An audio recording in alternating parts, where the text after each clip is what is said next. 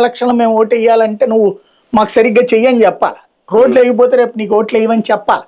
చెప్పలేదా మళ్ళీ మేము వస్తేనే చేస్తామని వీళ్ళన్నా లేదా మీరే రావాలి అనుకున్నా అది కాదనుకోండి సర్వనాశనం అయిపోతారు. మళ్ళీ ఒక 5 ఏళ్ల పాటు ఎటు కాకుండా పోతుంది. గొయ్యలు గోతుల్లో అంటే బావగారికి అలవాటే కదా ఎలక్షన్ స్టంట్. రేపొద్దున మేము ఇది చేయాలంటే మేము రావాలి. పోలవరానికి అదే వాడారు, అమరావతికి అదే వాడారు 19లో, కానీ అప్పుడు వర్కౌట్ అవ్వలేదు. ఇప్పుడు అయింది, రేపొద్దున అలా చేయలేదు. అందుకనే 28లో అది అయిపోయిందని వీళ్ళు ఎప్పుడైతే మోడీని తీసుకొచ్చి ఇనాగ్రేషన్ పెడతారు కదా, ఆ మోడీని తీసుకొచ్చే టైంకి మాది వెయ్యాలని వీళ్ళు అడగాలి. అది ప్రెషర్ చేయగలగాలి, ముందుగానే అడగాలి. ఆ ప్రెషర్ చెయ్యకపోతే గనక వీళ్ళు మొహమాట పడి ఆ నాయకుడు ఏమనుకుంటారు, రామారావు గారు ఏమనుకుంటారు, సుబ్బారావు గారు ఏమనుకుంటారు అంటే గనక తర్వాత వీళ్ళని అనుకోవడానికి ఏముండదు. కొంతవరకు రేపు లోకల్ ఎలక్షన్ మీద ఎఫెక్ట్ ఏమైనా చూపిస్తుందా గ్రామాల్లో?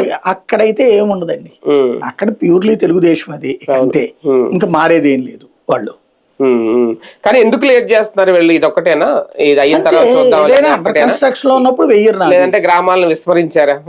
విస్మరించారని నేను అనుకోను. ప్రణాళికలో అది ఎండింగ్ గాని ఫస్ట్ ముందు ఈ బిల్డింగులు క్లియర్ అయ్యాక అట్లా వెయ్యాలి. అయినా సరే రోడ్డు మధ్యలో సగం వేసి సగం చేస్తే ఏమవుతుంది, గోతులే కదా మిగిలేది. డబ్బులు తగలేయడమే కదా. ఇప్పుడు ముందు రోడ్డు వేసేసి వాహనాలు రమ్మన్నారు అనుకోండి, రోడ్డు వేయడానికి మీకు ఒక 6 నెలలు ఏడాది పడతాయి. 6 నెలల పాటు ఇక్కడికి వెళ్ళడం మానేసేయాలి కదా ఇప్పుడు. కాబట్టి ఇది అయ్యాకనే జరగాలి. సెకండ్ లాస్ట్ ఫేజ్ లో అవి జరుగుతాయి. ఆ లాస్ట్ ఫేజ్ దాకా వెయిట్ చేయక తప్పదు. మొత్తానికి ఇదే అంశం నిన్న